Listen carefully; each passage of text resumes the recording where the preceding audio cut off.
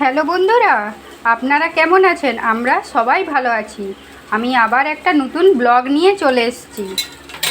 আজকে আমি বানাবো ডাল ডিমের ঝাল ঝাল তড়কা, যেটা ভাত রুটি দুটোতেই আপনারা খেতে পারবেন। তার জন্য আমি কড়াইতে ডিমটা ভেজে নিয়েছি, আর এখানে রেখেছি কুচনো পেঁয়াজ, দুটো কাঁচা লঙ্কা কুচি, আর আদাটা গ্রেট করে রেখেছি, আর রসুনটাও গ্রেট করে রেখেছি। আর প্রেসার কুকারে ডালটা আমি সিদ্ধ করে রেখেছি। আমার ফ্রাইং প্যানটাতে তেল দিয়েছিলাম, ওটা গরম হয়ে গিয়েছে। এরপরে দুটো তেজপাতা দিয়ে দেবো, তার সঙ্গে দিয়ে দেবো একটু ফোড়নের জন্য গোটা জিরে, আর একটু দিয়ে দেব হিং। এরপরে দেব পেঁয়াজ, কুচনো পেঁয়াজগুলো, আর সঙ্গে কেটে রেখেছিলাম দুটো কাঁচা লঙ্কা, ওটাও দিয়ে দেব। এবার ভালোভাবে এটাকে মিশিয়ে নেব।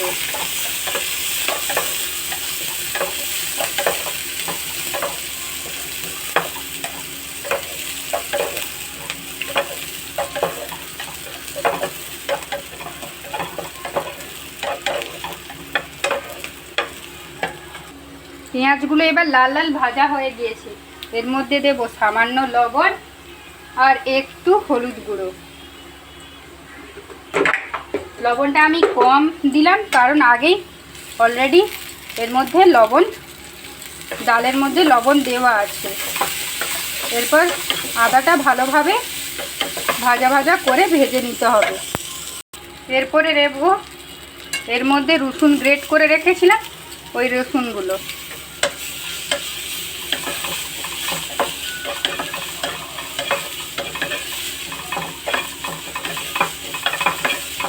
ভালো করে ভাজা ভাজা করে, যখন ভালো লাগবে না কিছু, এক পদে কোনো কিছু একটা বানাতে চাইবেন, তখন এই রান্নাটা একবারেই আপনারা করে নিতে পারেন।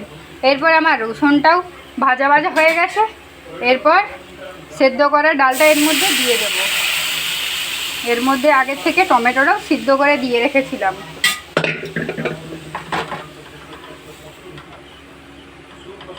এটাকে ভালোভাবে এবার ফোটাতে হবে। দেখুন, ডালটা খুব ভালোভাবে ফুটে গেছে। যেহেতু ডালটা খুব ভালোভাবে ফুটে গেছে, এবার ডিমের ঝোল ঝোল তড়কা মানেই এর মধ্যে এবার ডিমগুলো ছেড়ে দেব।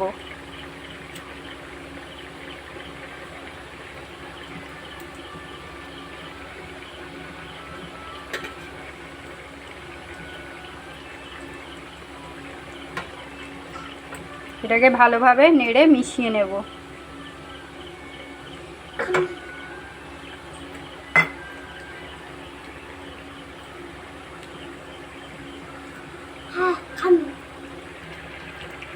আমার রান্নাটা প্রায় শেষের পথে। এরপর আমি একটু কাসুরি মেথি এতে দিয়ে দেব।